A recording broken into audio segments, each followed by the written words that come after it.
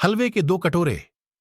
एक दिन मेरे पिता ने 2 कटोरे हलवा बनाया और उन्हें मेज पर रख दिया।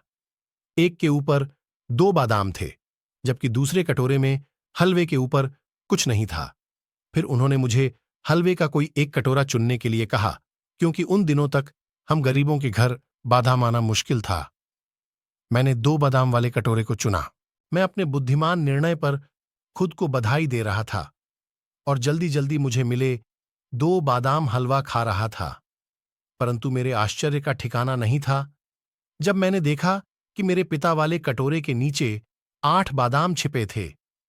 बहुत पछतावे के साथ मैंने अपने निर्णय में जल्दबाजी करने के लिए खुद को डांटा।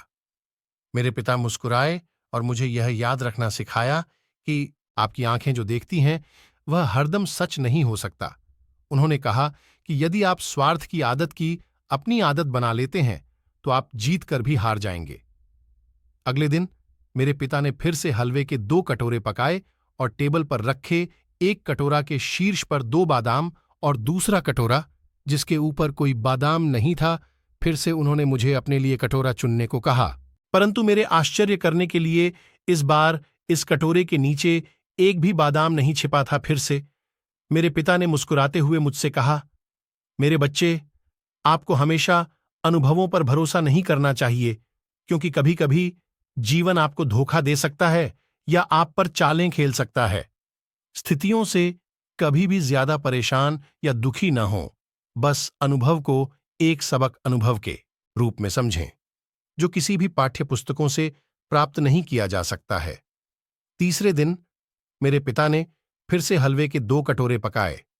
पहले 2 दिन की ही तरह एक कटोरे के ऊपर 2 बादाम और दूसरे के शीर्ष पर कोई बादाम नहीं। मुझे उस कटोरे को चुनने के लिए कहा जो मुझे चाहिए था, लेकिन इस बार मैंने अपने पिता से कहा, पिताजी, आप पहले चुनें। आप परिवार के मुखिया हैं और आप परिवार में सबसे ज्यादा योगदान देते हैं।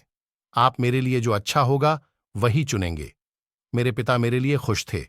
उन्होंने शीर्ष पर 2 बादाम के साथ कटोरा चुना, लेकिन जैसा कि मैंने अपने कटोरे का हलवा खाया, कटोरे के हलवे के एकदम नीचे 4 बादाम और थे। मेरे पिता मुस्कुराए और मेरी आंखों में प्यार से देखते हुए उन्होंने कहा, मेरे बच्चे, तुम्हें याद रखना होगा कि जब तुम भगवान पर सब कुछ छोड़ देते हो तो वे हमेशा तुम्हारे लिए सर्वोत्तम का चयन करेंगे, और जब तुम दूसरों की भलाई के लिए सोचते हो, अच्छी चीजें स्वाभाविक तौर पर आपके साथ भी हमेशा होती रहेंगी।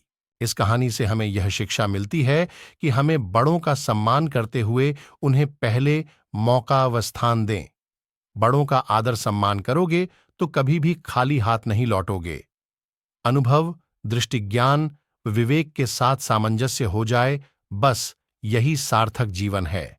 यदि आपको यह कहानी पसंद आई हो तो कृपया मेरे चैनल को लाइक, सब्सक्राइब एवं शेयर करें।